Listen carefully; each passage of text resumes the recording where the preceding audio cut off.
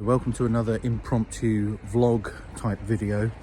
This time I'm in not so sunny Berkhamsted in Hertfordshire, and I'm going to have a look at a Norman castle, Berkhamsted Castle.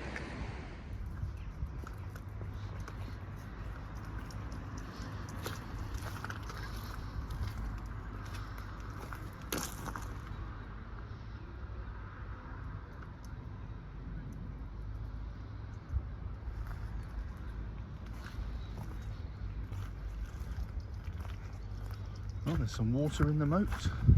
Good to see.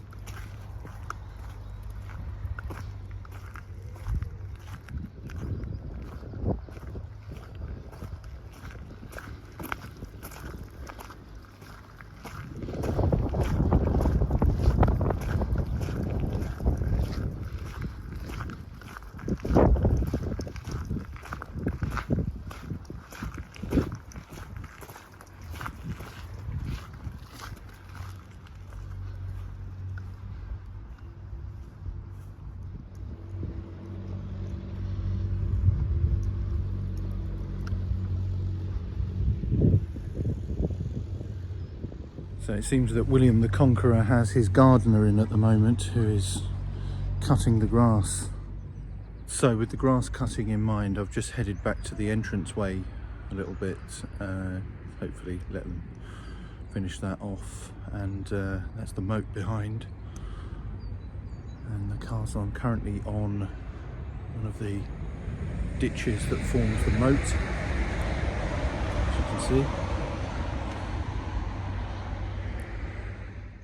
An important early Norman castle, Berkhamsted was strategically located on the route to London, around 30 miles away. There is a plaque stating the castle was begun in 1066, but the first castle here was probably built around 1070 by William the Conqueror's half-brother, Robert of Mortain. The fortress was built in the classic Norman motte and bailey style, with a conical mound and an oval bailey laid out below. It stayed in royal hands, and in 1155 Thomas Becket was granted the honour of Berkhamsted by King Henry II.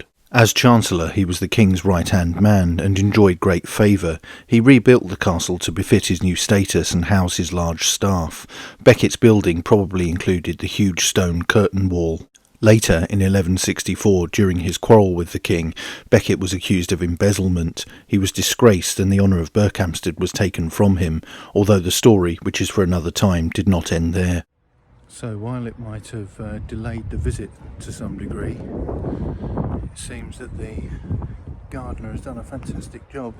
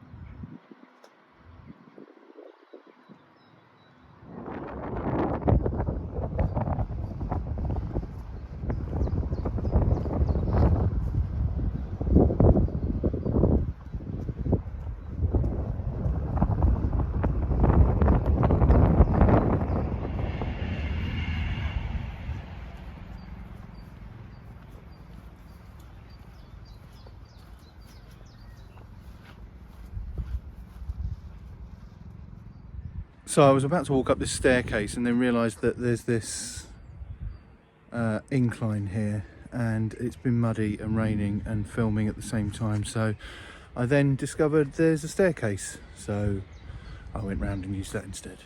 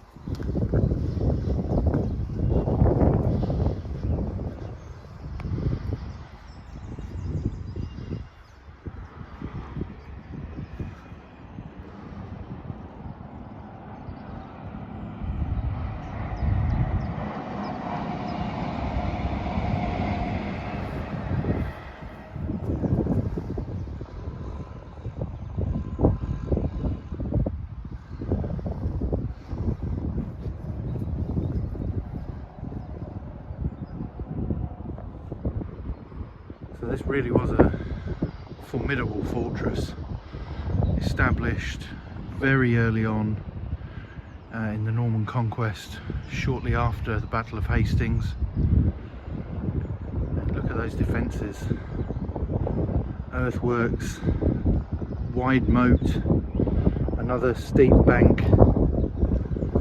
then stone defences. I would not want to try to besiege this castle.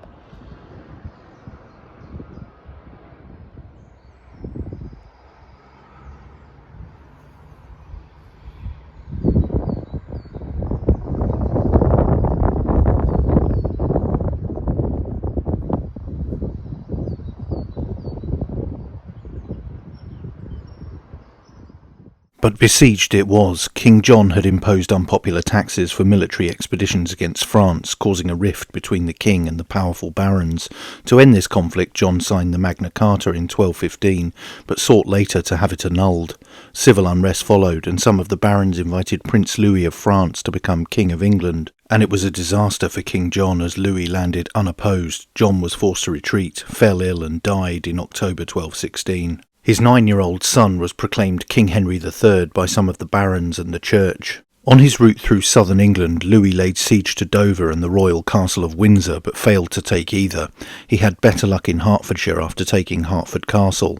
Then, in December 1216, he advanced to Berkhamsted, where John's widowed queen Isabella was holed up. The defence of the castle was in the hands of Valerian, a German.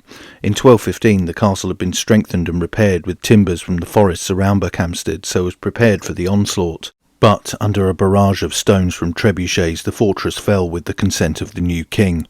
An English castle surrendered to a Frenchman by a German.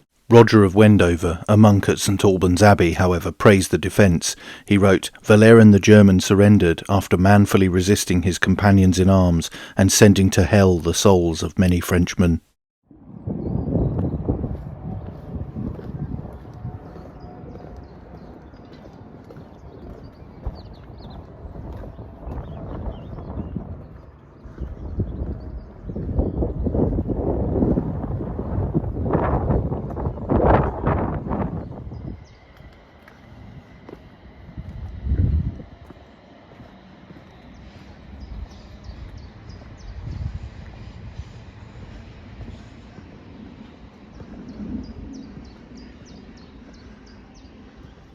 Another slightly odd observation about Berkhamsted Castle and its grounds is the fact that there's just a house here that someone lives in.